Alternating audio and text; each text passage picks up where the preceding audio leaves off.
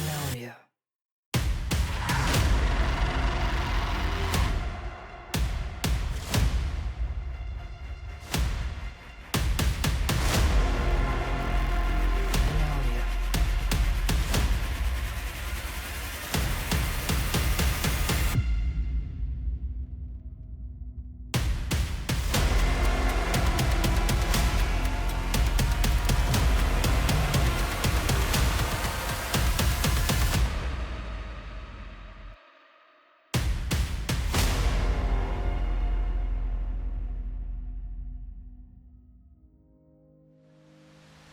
Imagine you're standing outside on a normal day.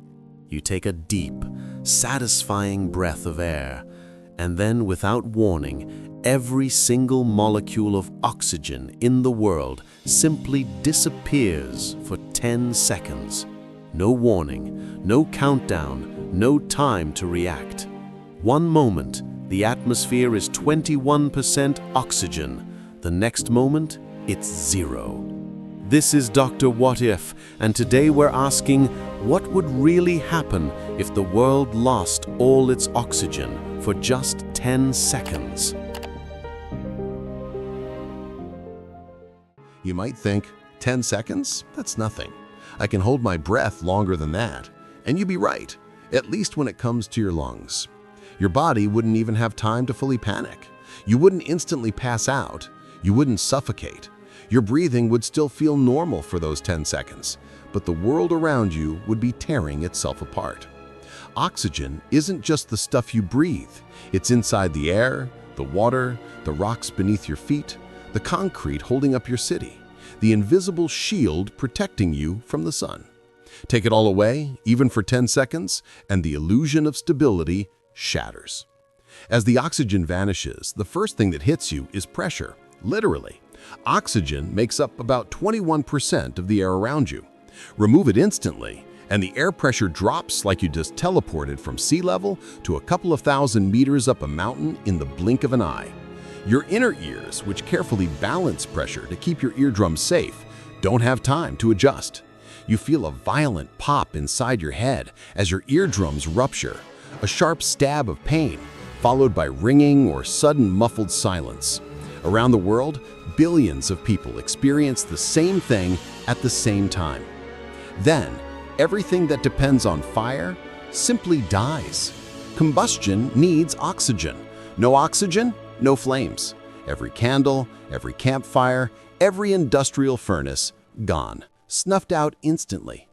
Inside engines, the tiny explosions that keep pistons moving just stop. Millions of cars on highways and streets silently coast to a halt. Ships lose power. Generators die. In the sky, jet engines lose their combustion too. Planes don't instantly fall out of the sky, but they do lose thrust, and pilots suddenly find themselves gliding heavy metal tubes through thin air with no power. For 10 seconds, it's as if the world hits a terrifying mute button on fire and fuel. Look around at the buildings and infrastructure you take for granted. The massive dams, the highway overpasses, the sports stadiums, the concrete skeletons of your city. Concrete only holds together because of chemical bonds that involve oxygen. Take that oxygen away, and those bonds don't just weaken, they vanish. Structures like the Hoover Dam, the Pantheon's dome, skyscraper cores, tunnels, and bridges would suddenly lose the invisible glue holding them together. In an instant, they crumbled into dust and rubble. You watch as massive slabs of concrete collapse like sand, releasing clouds of powder that roll through city streets. Now focus on the metals around you. Right now, every exposed piece of metal, car doors, railings, tools, airplane parts, has a thin layer of oxidation on its surface. That layer acts like a shield, keeping metals from fusing together when they touch. Remove all oxygen, and that layer disappears. Bare metal is suddenly pressed against bare metal with nothing in between. In factories, in engines, in joints and hinges, metal parts that were sliding smoothly past each other now fuse together in an instant.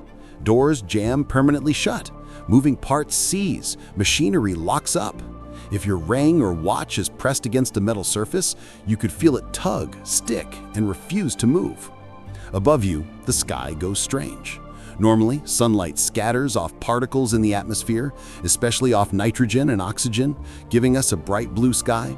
Without oxygen, there are fewer particles for light to bounce off of, and the sky darkens. It doesn't turn pitch black, there's still nitrogen, but it looks dimmer, harsher, more alien.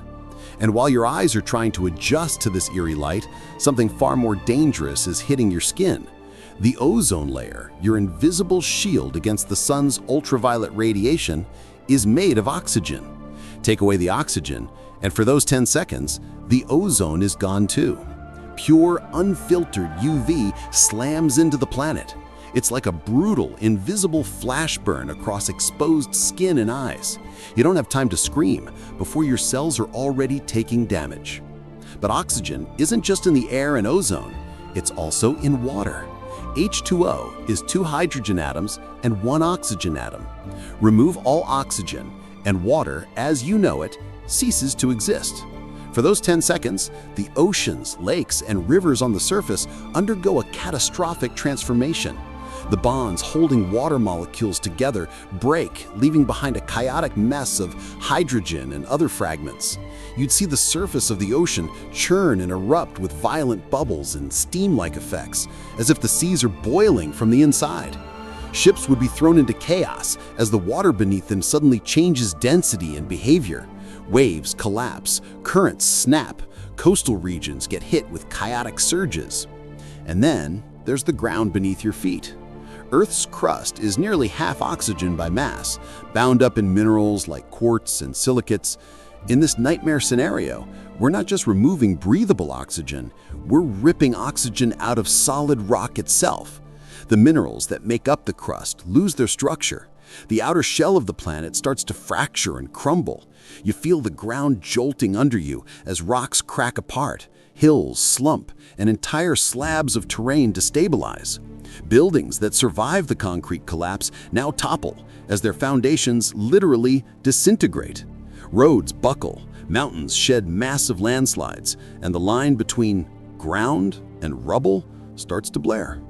All of this, the ruptured eardrums, the dead engines, the collapsing concrete, the fusing metal, the darkened sky, the boiling oceans, the crumbling crust, unfolds inside a window of just 10 seconds.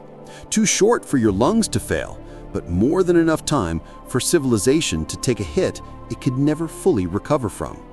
And then, just as suddenly as it vanished, the oxygen comes back. Air pressure surges back to normal. Combustion returns. Engines sputter and restart where they still can.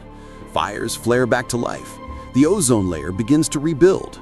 The sky brightens, the oceans calm, but the damage is already done. Landmarks lie in ruins. Machines are fused and broken.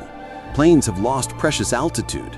Millions of people are injured, confused, deafened, burned, looking around at a world that looks the same at first glance, but is permanently scarred by those 10 impossible seconds. You take your next breath full of that familiar 21% oxygen, and suddenly it feels very different. You're aware of it.